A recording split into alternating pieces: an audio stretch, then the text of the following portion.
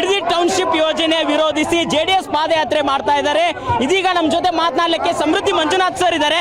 Sir, ಇವತ್ತು ತಮ್ಮ ಪಕ್ಷದಿಂದ ಪಾದಯಾತ್ರೆ ಮಾಡ್ತಿದ್ದೀರಾ, ಏನ್ ಹೇಳ್ತೀರಾ? ಇದು ಬರೀ ಆರಂಭ. ಈ ಮಂಡತನ ಸರ್ಕಾರ ಏನಾದರೂ ರೈತ ವಿರೋಧ ಕೈ ಬಿಡದೇ ಇದ್ರೆ ಸದನ ಒಳಗಡೆ ಸದನ ಹೊರಗಡೆ ನಮ್ಮ ಹೋರಾಟವನ್ನು ಸ್ಟಾರ್ಟ್ ಮಾಡಿದ್ವಿ. ಇದನ್ನ ಅಂತ್ಯ ಮಾಡ್ತೀವಿ.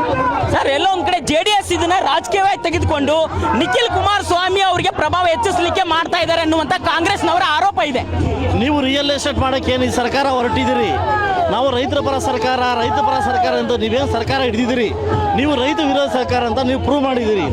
ಆದಷ್ಟು ಬೇಗ ರೈತರ ಪರವಾಗಿ ನಿಲ್ಲದೆ ಇದ್ರೆ ತಕ್ಕ ಶಾಸ್ತಿಯನ್ನ ತಕ್ಕ ಪಾಠವನ್ನ 28ಕ್ಕೆ ರೈತರು ನಿಮಗೆ ಕೊಡ್ತಾರೆ. ಸರ್, ಕುಮಾರಸ್ವಾಮಿ ಅವರು ದೇವೇಗೌಡರ ಕನಸಿನ ಕೂಸು. ಆ ಕೂಸನ್ನ ನಾವೀಗ ಡೆವಲಪ್ಮೆಂಟ್ ಮಾಡ್ತಾ ಇದೀವಿ ಅನ್ನುವಂತ ಮಾತನ್ನ ಕಾಂಗ್ರೆಸ್ ನಾಯಕರು ಹೇಳ್ತಾ ಇದ್ದಾರೆ.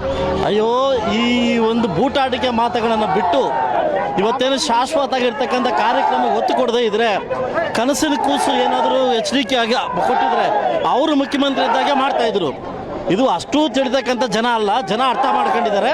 ತಕ್ಕ ಉತ್ತರವನ್ನು ಜನ ಹತ್ರದಲ್ಲಿ ಕೊಡ್ತಾರೆ. ಸರ್, ಯಾಕೆ ಸರ್ DK ಶಿವಕುಮಾರ್ ಇಷ್ಟೊಂದು ಪ್ರತಿಷ್ಠೆ ತೆಗೆದುಕೊಂಡಿದ್ದಾರೆ? ಒಂದು ಕುಮಾರಸ್ವಾಮಿ ಅವರು ಹೋರಾಟಕ್ಕೆ ಇಳಿದಿದ್ದಾರೆ ಅನ್ನುವಂಥದ್ದಕ್ಕ, ಅಥವಾ ಯಾವ ಕಾರಣ ಅನ್ನೋದು ಗೊತ್ತಾಗ್ತಿಲ್ಲ.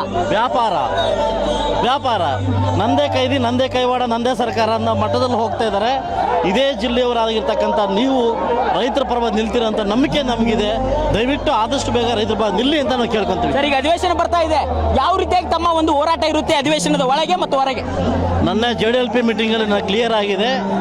ಇದ್ರ ಬಗ್ಗೆ 17ನೇ ತಾರೀಕಿಗೆ ನಾವು ಮಾತಾಡಲಿಕ್ಕೆ ಎಲ್ಲ ಸಿದ್ಧವಾಗಿದ್ದೀವಿ.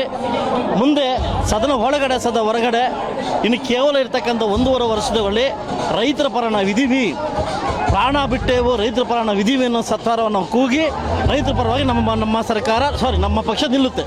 ಓಕೆ, ಇದಿಷ್ಟು ಸಮೃದ್ಧಿ ಮಂಜುನಾಥ್ ಅವರ ಮಾತಾಗಿತ್ತು. ಅಂದ್ರೆ ನಾವು ಯಾವುದೇ ಕಾರಣಕ್ಕೂ ಕೂಡ ಈ ಹೋರಾಟದಿಂದ ಸರಿಯಲ್ಲ, ಎಲ್ಲದಕ್ಕೂ ಕೂಡ ಸಿದ್ಧರಾಗಿದ್ದೇವೆ ಅನ್ನುವಂಥ ಮಾತನ್ನು ಹೇಳಿರ್ತಕ್ಕಂಥದ್ದು. Cameraman Srinivas, Basavaraj Jugar, Raj news, Ramanagara.